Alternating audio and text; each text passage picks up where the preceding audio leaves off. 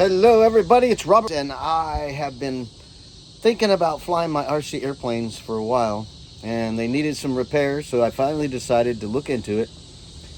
Winter's coming, and that's the best time to fly because it's not hot out. You're not sweating while you're flying. So here I am with a couple of models. I'm only going to expect to get this one up and flying because this one is so fast. It really needs a long landing strip, and I don't have a long landing strip where I'm at. There's all kinds of obstacles, power lines, trees, vehicles to deal with, which I'll show you in a second.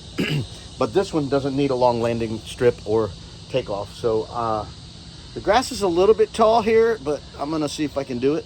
If I have to, I'll throw it with my hand.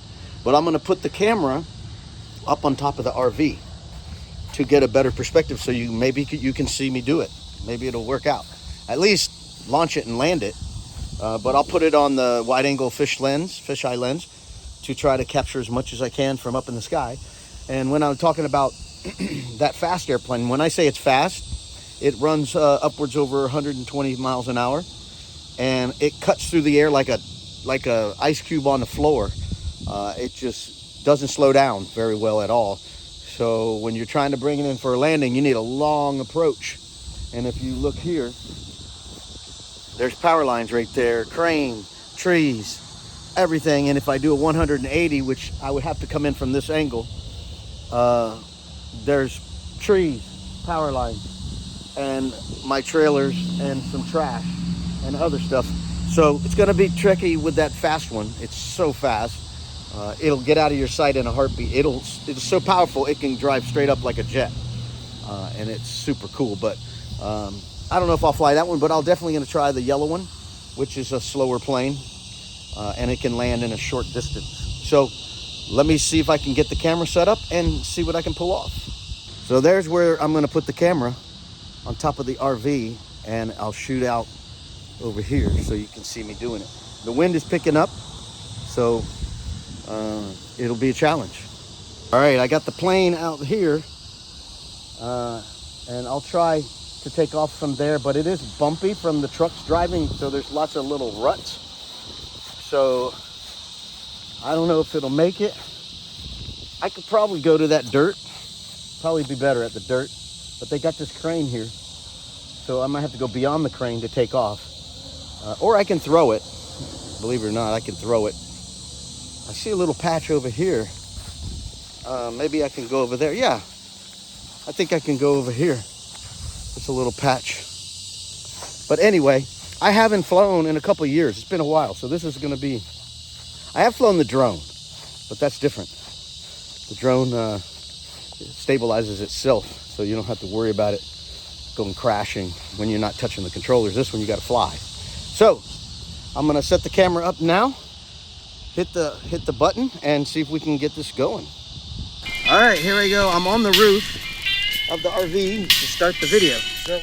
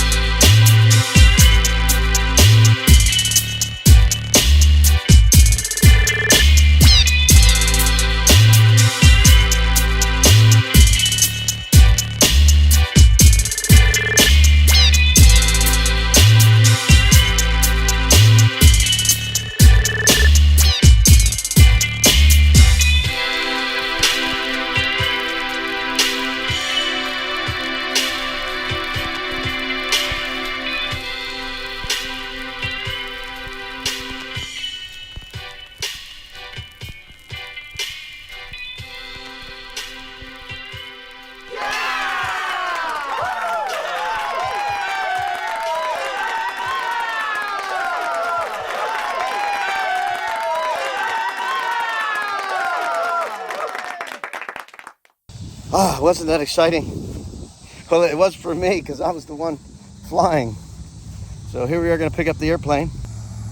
All right, safe and sound.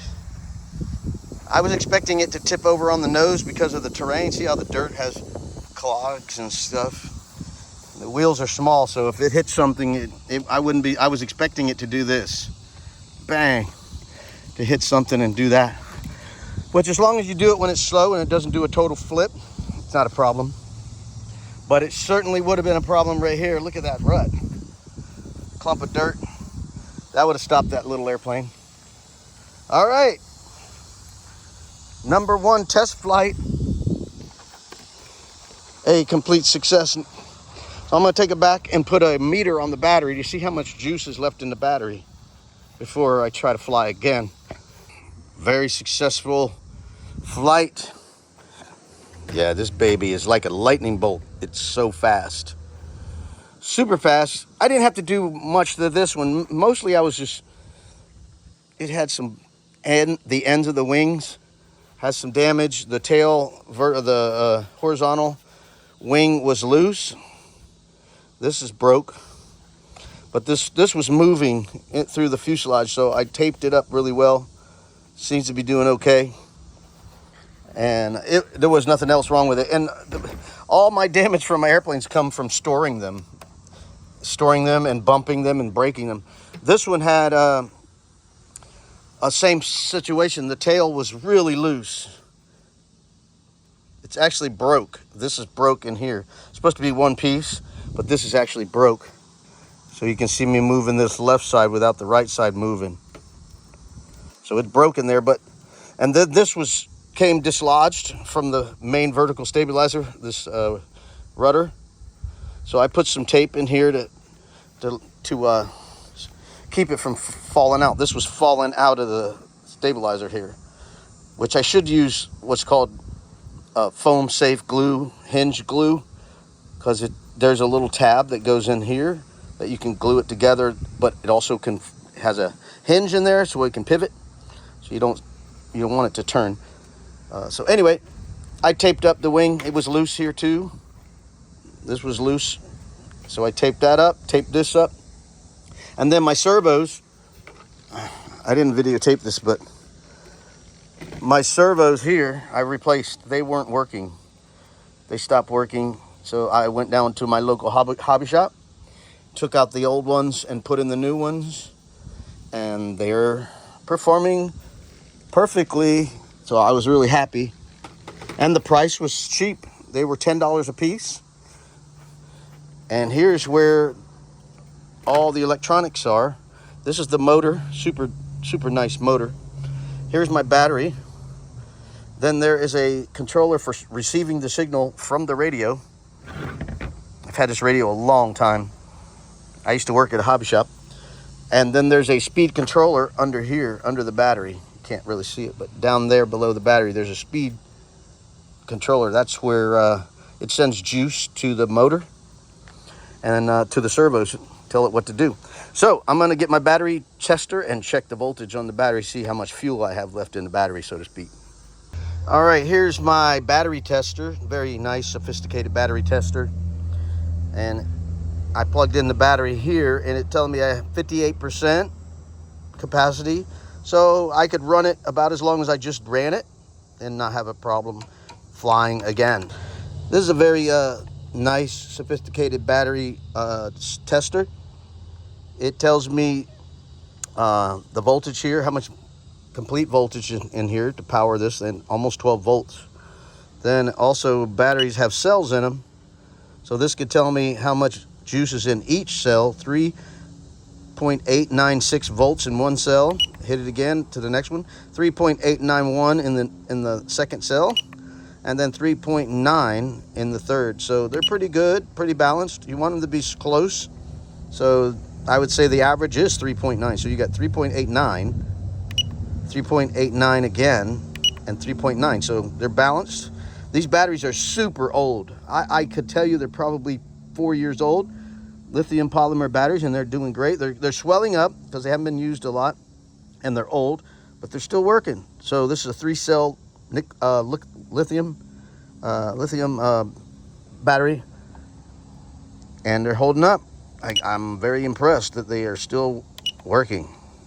So we can fly it again or recharge the battery. I have several batteries. So this is 11.1 volt. These are a 14.8. So these are higher voltage, one extra cell, and they're fast. These are fast ones. So I could put it in this if I want for the extra power, and it could use it for sure. All right, I'm ready to cook some lunch. Thanks for watching. And if you enjoyed this content, please hit the like button, share this video with a friend,